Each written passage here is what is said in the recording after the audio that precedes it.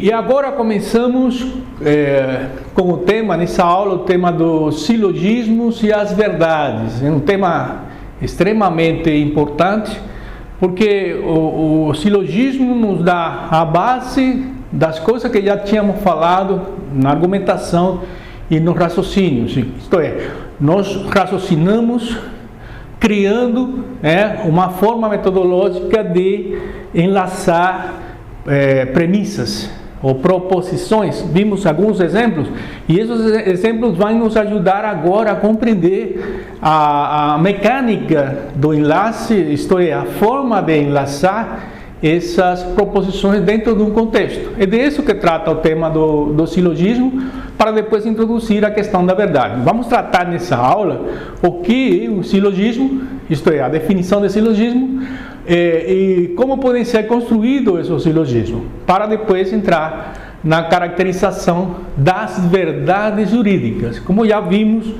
o direito, diferentemente das outras áreas, não trabalha com uma única verdade. Bom, vamos à aula. O silogismo. O que seria o silogismo? Seria uma associação de duas ou mais proposições, que nós chamamos de premissas, sabemos, das quais se deduz uma conclusão. Isto aí, eu não tenho uma conclusão isolada das premissas. E essas premissas devem estar, premissa maior, premissa menor, devem estar ligadas, vinculadas. Isto é, se deduz uma conclusão e dessa associação pode derivar um silogismo, que se diga regular, irregular, regressivo, progressivo e o que conhecemos como dilema. Então, vamos classificar os raciocínios, já classificamos o raciocínio, podemos classificar também o silogismo. Não há uma única forma de silogismo, como se pensa. Alguns definem o silogismo como uma forma de raciocínio onde se ligam duas premissas para chegar a uma conclusão. Eu considero que existem outras diversas formas de silogismo, isto é, de enlace, de relação dessas premissas ou proposições. Vamos começar com um exemplo que é bem básico, um exemplo de um silogismo. Na dúvida, vamos aqui no slide, na dúvida, o juiz deve antes absolver do que condenar. Isso é um brocado jurídico, é uma máxima, da qual derivamos uma conclusão passando por um caso particular que seria a premissa menor. Neste caso, não há prova consistente, isto é, demonstrável, que permita o julgamento e logo, como conclusão, por unanimidade, nós temos o voto do relator que decide por desacolher a representação e determina o arquivamento dos autos. Bem, então essa é uma conclusão judiciária, jurídica, que se dá no marco do judiciário, onde vocês veem um enlace para poder afirmar por unanimidade, nos termos do voto do relator, decide-se desacolher a representação e determinar o arquivamento dos autos. Para chegar a essa conclusão, eu preciso partir de premissas anteriores, fazendo um enlace regressivamente, associando essas proposições. Então, a associação de proposições, que nós chamamos de associacionismo proposicionais, em poucas palavras, o silogismo, que vai representar isso, é a base também para eu construir argumento e eu construir raciocínio. Mais um exemplo, defesa o advogado expor os fatos em juízos falseando deliberadamente a verdade e utilizando-se de má fé, pois atos simulados não podem mudar a substância da verdade. Quer dizer, é uma premissa igualmente, inclusive está lá no Código de Ética do Advogado, que é vedado falar em verdades. Não? O advogado parte da verdade como um profissional que prega pela justiça. Bem, assim sendo, em nenhum momento é permitido mentir. Logo, os argumentos neste caso devem ser desconsiderados. Então, você chega a uma conclusão a partir de uma verdade presumida legalmente, e o que nós vamos ver aí de silogismo, o enlace da forma regular, como vimos nesses dois casos, onde nós partimos dessa classificação de regular, associando duas premissas para chegar a uma conclusão. Então, esse tipo de enlace ou de associacionismo vai ser chamado de regular, porque não tem outra interferência de outro silogismo ou de outra associação que não seja essa simples. Premissa maior, premissa menor, conclusão. Como esse aqui, todo homem é mortal, Pablo é homem, logo Pablo é mortal. Bem, essa é uma forma simples, por isso é regular, reconhecido, de silogismo de enlace proposicional que nos conduz a uma conclusão. Mas, por outro lado, nós temos o irregular, seria um tipo de associação ou de associacionismo composto de vários silogismos, no qual a conclusão do primeiro silogismo serve de premissa maior ao segundo. Aqui começa a complicar a coisa, não? Então, nós temos uma premissa maior num segundo silogismo, que é tomada como base da conclusão de um silogismo regular anterior. Então, silogismo regular anterior, vamos no slide. Todo ato jurídico é sempre lícito. Os contratos são atos jurídicos, logo, os contratos são atos lícitos. Essa aí é a nossa conclusão. Os contratos são atos lícitos. Eu posso usar essa conclusão para construir um próximo silogismo. Então, mas se todos os contratos são atos lícitos, veja que a afirmação no P4 seria a mesma coisa que está no P3, que seria a conclusão do silogismo anterior, que seria regular, mas como um todo, essa peça aqui considera-se irregular, porque eu vou me valer da conclusão desse primeiro silogismo para iniciar a minha fala no segundo silogismo e, portanto, seria irregular. Então, mas se todos os contratos são atos lícitos e, por serem lícitos, são sempre jurídicos, a contrário senso, o crime é considerado um ato ilícito, podemos concluir que o crime é um ato antijurídico. Bem, eu posso chegar aqui a uma conclusão: o crime é um ato antijurídico por diversas passagens fornecidas, ideias fornecidas das premissas anteriores, isto é, correlacionando o ato lícito com o ato ilícito para chegar à conclusão de que o crime efetivamente é um ato antijurídico por ser um ato ilícito. Então, o fundamental desse silogismo irregular, dessa associação irregular, é que nós vamos juntar dois silogismos regulares, bem? E vamos tomar a conclusão do primeiro como premissa maior do segundo silogismo, bem? Então vamos ver o regressivo, que é uma situação diferente. No regressivo nós temos um tipo de associação ou de silogismo em cadeia, onde o atributo da premissa precedente se torna sujeito da consequente, é o seguinte: é assim sucessivamente até se chegar à última proposição, que seria a conclusão, na qual nós juntamos ou ligamos o primeiro sujeito ao último atributo. Parece muito difícil, mas no exemplo vai ficar mais claro. Vejam só a condição desse regressivo, silogismo regressivo. O atributo da premissa precedente se torna sujeito da seguinte. Então, por exemplo, o namoro não é um fato jurídico. Qual seria o sujeito? O namoro. O atributo não ser um fato jurídico. Eu vou usar esse atributo dessa premissa precedente para iniciar a minha fala na próxima proposição. Não é um fato jurídico. Segunda, P2. O fato que não é jurídico não gera consequência no direito. Assim eu procuro o atributo dessa segunda para formar o sujeito da próxima. Então, o que não gera consequência jurídica não é protegido juridicamente. Logo, eu vou juntar, como me fala lá, se liga o primeiro sujeito ao último atributo. Qual seria o primeiro sujeito?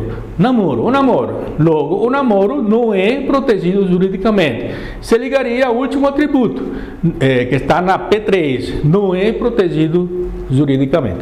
Então, nós chegamos a uma conclusão usando esse enlace proposicional, é o que eu chamo de associação das estruturas das proposições. Uma me permite fundamentar a outra. Então, é uma questão de lógica jurídica, que não chega a ser lógica formal. Eu me uso de um recurso para chegar a uma conclusão, sim, está fazendo outra coisa, nada mais, nada menos que enlaçando ou vinculando o sujeito, o atributo. Quando falamos de atributo, estamos falando do predicado, né? Não é um fato jurídico, ou o que não é jurídico, e assim por diante. Não, nós vamos usar esse recurso para chegar a uma conclusão. O progressivo é o contrário, é um tipo de silogismo onde as proposições estão ligadas, encadeadas, de maneira que o sujeito da premissa precedente se torna atributo da seguinte, vinculando-se na última proposição, o último sujeito ao primeiro atributo. Bem, no mesmo sentido, o parlamento cubano tem todos os poderes legislativos em Cuba. Aqui seria o sujeito da premissa precedente se torna atributo da seguinte, quer dizer, o parlamento cubano vai ser atributo da P2, da segunda premissa. Certamente Pedro é o presidente do parlamento cubano. Eu continuo a usar o sujeito da premissa precedente como na posição, coloco na posição do atributo da consequente, da seguinte. Mas Raul é o presidente do Conselho de Estado e do Governo e, portanto, daquele país, e, portanto, o chefe imediato superior de Pedro. Não? E continuo, logo, na última condição, o último sujeito se liga ao primeiro atributo. Logo, o último sujeito, que seria Raul, logo, é Raul quem tem todos os poderes legislativos em Cuba. O último atributo da primeira premissa tem todos os poderes legislativos em Cuba.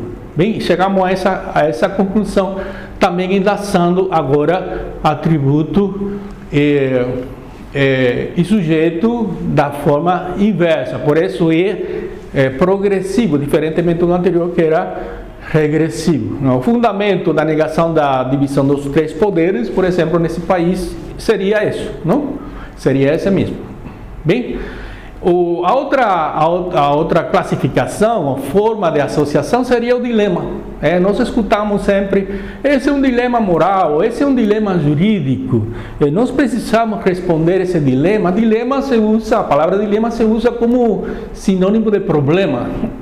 O caso difícil, no caso de Dworkin, o caso difícil seria um dilema jurídico, uma coisa que nos leva muitas vezes na resolução dela a mesma conclusão. Bem, então define-se como um duplo silogismo, isto é, nós temos um duplo silogismo, isto é, um raciocínio por meio do qual a análise de duas proposições nos conduzem à mesma conclusão. Diz-se de uma relação de proposições com uma única conclusão. Então, vamos ver o exemplo para entender melhor. Por exemplo, ou vou ao cinema ou fico em casa. Esse é o grande dilema. Ou eu vou no cinema ou fico em casa. Agora, o que acontece? Se eu vou no cinema e fico em casa estudando, serei criticado pelos meus colegas. Bem? Ou, se vou no cinema e não estudo, serei criticado pelos meus pais. Logo, em ambos os casos, serei criticado. Então, eu tenho a mesma consequência para soluções diferentes. Então, eu tenho um dilema para ser resolvido, tenho que escolher ou um ou o outro. Bem, aquela história, vou pichar o prédio com meus colegas ou não vou pichar o prédio? Se não pichar o prédio, pois então, os meus colegas me excluem. Mas se pichar o prédio, eu estou incorrendo num ilícito, talvez num fato imoral. Estou, por exemplo, participando de uma forma ilícita da não preservação da coisa pública ou privada. Bem, no caso jurídico, eu coloquei esse exemplo aqui.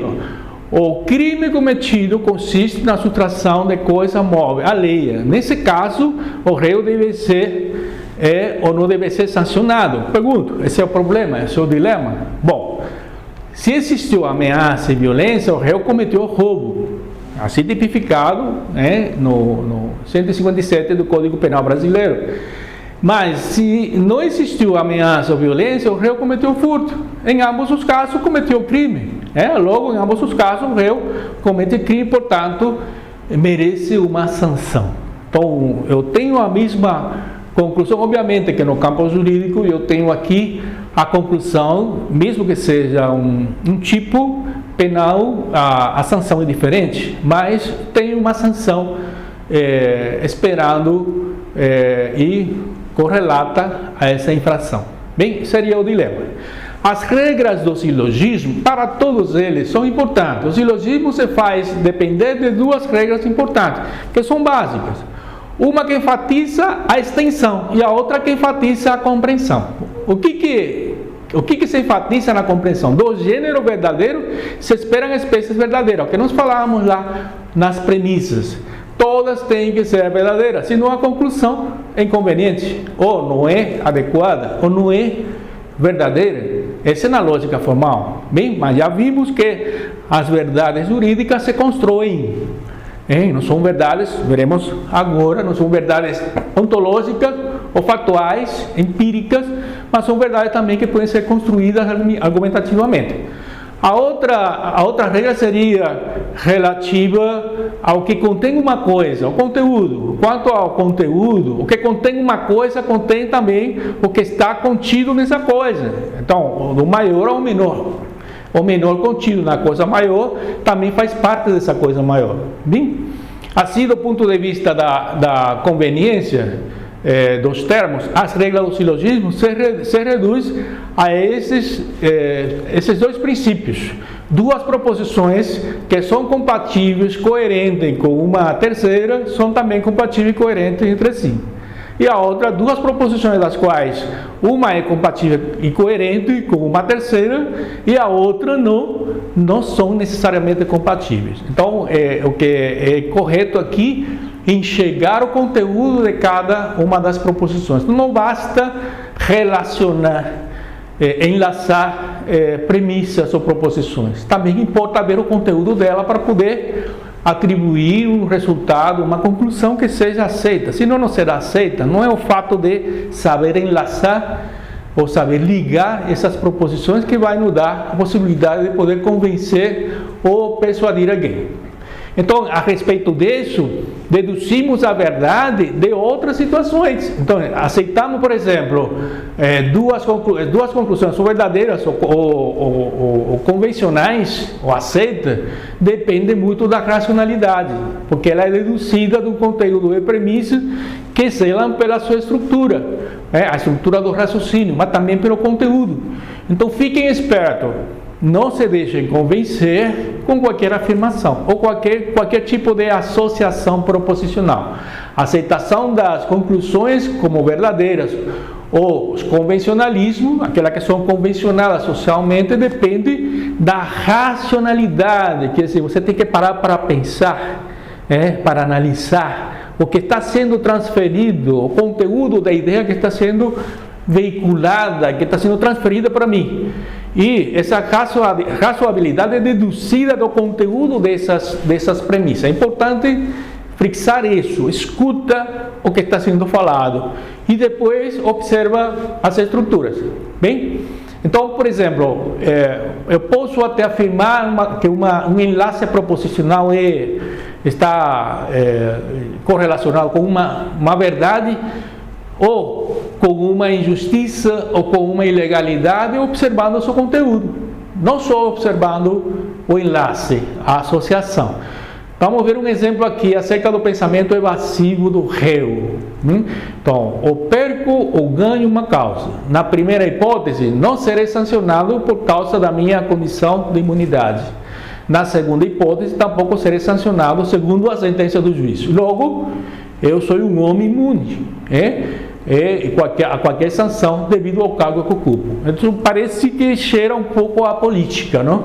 Então, eu cometo um crime, a corrupção se fundamenta nesse caso, sabendo que o político, sabendo que é errado o que está fazendo, ele faz por esse motivo. Ele tem como conteúdo esse enlace de ideias ou de conteúdo que para ele é uma verdade. Ele é impune. pelo cargo que ocupa, ou porque o juiz comprado, ou por qualquer situação, também vai dar ganho de causa. A mesma situação para o caso do advogado que aconselha ao cliente a falar o que ele considera que deve falar para ser absolvido, para não ser culpado, não ser penado. Então o advogado fala algumas coisas que vocês sabem que são evasivas.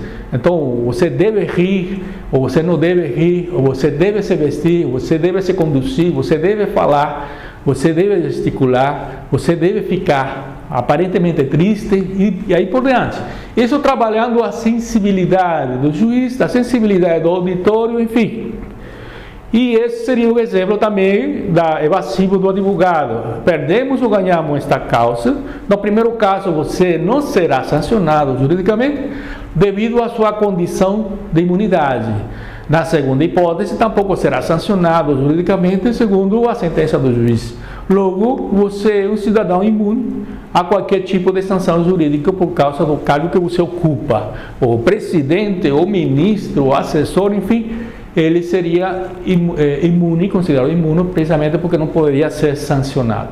Então, uma questão de inverdade é uma questão de injustiça e uma questão também de ilegalidade. Quando nós usamos o processo argumentativo e o nosso raciocínio em função de uma inverdade, em função de uma injustiça. Isso é o que eu chamo de ética do discurso.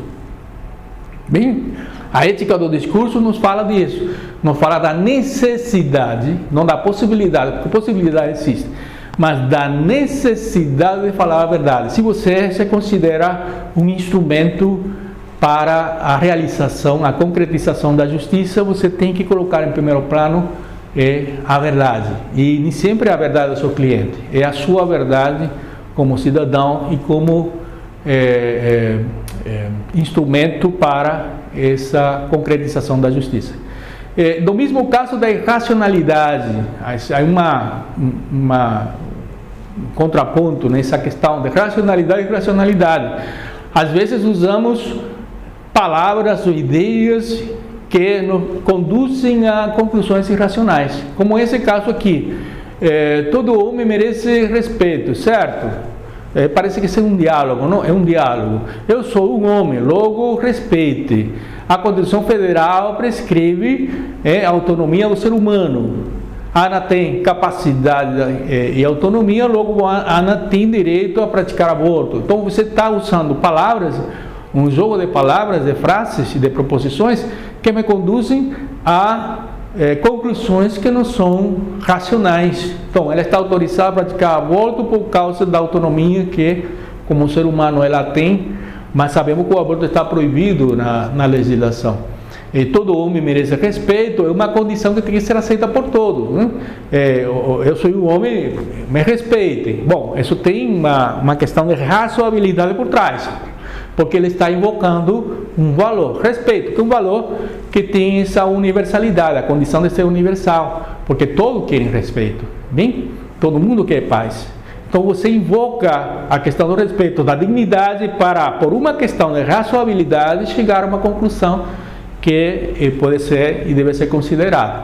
Tá? No segundo caso, vemos o contrário, nós usamos princípios, valores, que estão já consagrados na Constituição Federal, como direitos do homem, direitos humanos, direitos fundamentais, porque estão positivados na Constituição, mas em função de objetivos diferentes. Então, nós vemos muitas vezes o conflito entre valores ou entre princípios. Conflito aqui, nesse caso, de autonomia versus a liberdade, a autonomia, liberdade e aborto, então a vida. Então nós temos o conflito da autonomia, liberdade e vida, a possibilidade de abortar. Dificilmente isso pode ser resolvido de forma pacífica, por isso surge a ideia da ponderação desses princípios no contexto em que nós estamos vivendo a partir da questão da ideia da razoabilidade. Então, outro exemplo, as leis estão para proteger os meus direitos. Eu tenho o direito de escolha sobre a vida e a morte, logo eu posso praticar a eutanásia. Então, é irracional também. Se é proibido no país ou no estado que for, obviamente você não pode legalmente praticar a eutanásia porque você está incorrendo numa violação, tanto legal quanto moral. O que não é proibido por lei é permitido, certo? Esse é um princípio. O canibalismo não é proibido, logo eu posso comer cadáver. Então é uma coisa irracional que se conclui a partir de um processo onde consideramos premissas que são verdadeiras, que são aceitas ou convencionadas. Chegamos a uma conclusão de irracional. Bem, a respeito disso, nós vemos aí a divergência entre o que é verdadeiro e o que é falso. Mesmo as premissas verdadeiras podem estar usando, ou se veiculando, se utilizando dentro de uma associação proposicional, de um silogismo, mas com a ênfase, dando ênfase a uma conclusão que não é verdade, que não é aceita, que não é representativa dos interesses da própria sociedade ou do grupo. Então aí onde nós vamos entrar na questão da verdade. O que seria verdade juridicamente? O problema da significação da verdade, da definição da verdade, começa por essa afirmação. Algumas coisas são certas por natureza, já outras são certas meramente por convenção ou por legislação. Quer dizer, algumas coisas são certas por natureza, são coisas que você não pode negar. Então há uma verdade que é transferida, que é deduzida da própria observação da natureza das coisas. Outras são simplesmente ou meramente convenções humanas, porque o homem, o centro e quem tem a palavra de poder convencionar, de poder disseminar valores ou forma de conduta dentro de um grupo. Então é o homem que cria a lei. A moral é pautada pelos ideais humanos. E a legislação também seria um resultado. Então nós temos aí uma questão de verdade, de certeza, a partir da legislação. Então podemos falar aqui, a definição de verdade é uma afirmação, um juízo, que resulta da relação existente entre o conhecimento, o intelecto, que deriva da razão, que deriva da experiência ou que deriva de uma convenção. É o que nós podemos usar como definição ou significação da verdade jurídica, tá? Que não é uma verdade ontológica, uma verdade de fato. Nós temos aqui 3 momentos: a convenção, pode ser legal, a experiência e também a razão. Então há uma diferença entre verdades nas diferentes ciências. Porque a ciência que não trabalha com essas dimensões, o domínio que nós explicamos no curso. Bem, a ciência que simplesmente se ocupa com questões exatas, ciências exatas. Por exemplo, matemática, engenharia, estatística, computação. Podemos falar que essas ciências trabalham com uma verdade permanente. Porque é certo, o que calcula aqui, a somatória aqui, vai valer, o resultado vai valer para qualquer lugar do mundo. Então a matemática trabalha com esse tipo de algoritmo, de números, operações matemáticas que têm o mesmo valor, a mesma certeza em todo e qualquer lugar do mundo. Então, a verdade são permanentes, as fórmulas não mudam. No caso das ciências naturais, a exemplo da astronomia, a biologia, a física, a química, a ciência da terra, enfim, entre outras, nós temos um tipo de verdade transitória, porque muitas vezes muda, dependendo do avanço da ciência. Então aí já não depende do cálculo, não depende do número, não depende da operação, que não pode mudar. Se mudar, muda tudo, muda a informática, muda a matemática como um todo, as tabelas, enfim, que são oferecidas por essa ciência. Aqui já muda o conceito, a definição que nós temos acerca do mundo, de uma coisa do mundo, a partir da possibilidade do avanço do conhecimento do homem, da ciência, da técnica. Então as verdades são transitórias. Eu lembro que quando eu estudei, e sempre coloco esse exemplo em sala de aula, quando eu estudei os planetas, eram 9 planetas, até decorava os planetas. Hoje são mais do que isso, no plano da alimentação, no plano, digamos, da ordem social, dentre outras coisas, a geografia. Nós temos aí outra composição de países, por países que já não existem mais, ou países que se dividiram. Então, que nós estudamos lá na geografia, na geopolítica. Então, a meteorologia não é mais, porque o avanço, inclusive, das condições naturais e o avanço das mudanças na composição fática dos países, enfim, da geografia, muda, é mutante. Então, essas verdades se tornam transitórias, porque elas vão mudando. No caso das ciências humanas, onde nós temos aqui o direito, entre outras, filosofia, história, antropologia cultural, isto é, repetindo, voltando. No caso das ciências humanas, onde nós temos aí a filosofia, a história, o direito, a antropologia cultural, a ciência da religião, a arqueologia, enfim, nós temos verdades relativas.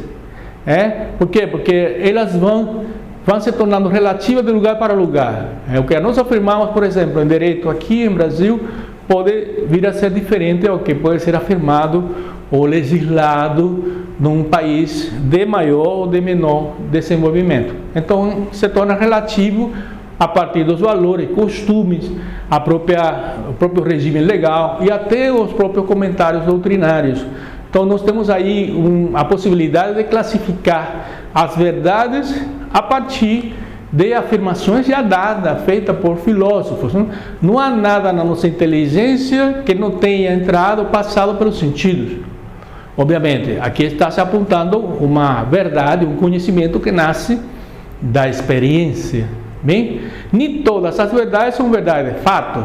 Então, existem verdades que não nascem só da experiência, então nascem da razão, ou de outros lugares, de outros domínios, ou somos possuidores, enquanto seres pensantes, de uma série de princípios evidentes, ideias inatas que servem do fundamento lógico a todos os elementos com que nos enriquece a percepção e a representação. Então, nós temos um dom, nós temos uma condição humana que se diz de inata, que me permite conhecer o mundo. Bem, o mundo aparece para mim como um objeto, uma realidade que pode ser conhecida a partir da razão, a partir da possibilidade de pensar o mundo. Tá? Aí eu classifico as verdades jurídicas dessa forma aqui. V1 seria a verdade número 1, verdade de correspondência fundada nas experiências. Bem, a V2 seria a verdade de coerência fundada no reconhecimento de um conceito, de um princípio, enfim, de uma convenção humana. Somos nós que convencionamos esses conceitos e princípios. Bem, para entender e representar o mundo, nós criamos uma lei, nós criamos um conceito. E a V3, a verdade da razoabilidade, fundada na razão humana. É a que vai me permitir eu afirmar coisas fazendo uso da razão e usando os valores morais, políticos, socioculturais para afirmar coisas. Podemos concluir nessa aula que as verdades jurídicas são relativas, são convencionadas e são principalmente também transitórias, igual que as ciências naturais, porque elas mudam, também conforme muda a necessidade social. Bem, no plano das opiniões, todos têm razão e por isso ninguém tem razão. Bem, a arte do diálogo é o principal instrumento da convivência social, quer dizer, a convenção estimula o diálogo. Para chegar a uma finalidade, definir uma finalidade para a sociedade, tem que existir um diálogo, não pode existir imposição. É superada a teoria da verdade aristotélica, pois não mais se considera a verdade a correspondência da asserção à realidade, a correspondência do intelecto, do pensamento com uma realidade, mas algo construído discursivamente também se considera verdade.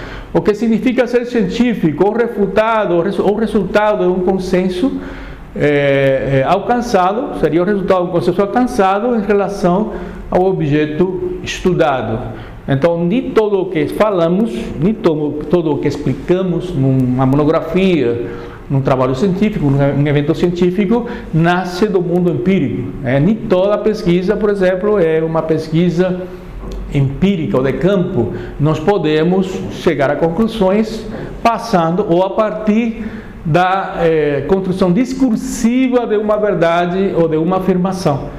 Isso faz com que as técnicas da argumentação sejam de extrema importância para o trabalho jurídico.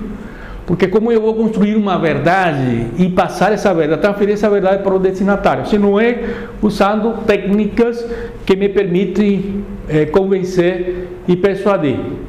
Elas nos orientam a como fazer, como construir argumentos relevantes e fortes, como nós vimos nas aulas anteriores, como nós vamos ver agora na próxima e última aula, que cuida da persuasão jurídica. Bem, espero ter esclarecido com esse tema do silogismo e as verdades jurídicas algumas dúvidas e passar alguns conceitos que na verdade são novos no plano da argumentação jurídica, como esse conceito da verdade, superando a verdade aristotélica e estabelecendo os 3 tipos de verdade que já aqui lançamos e deixamos à sua consideração.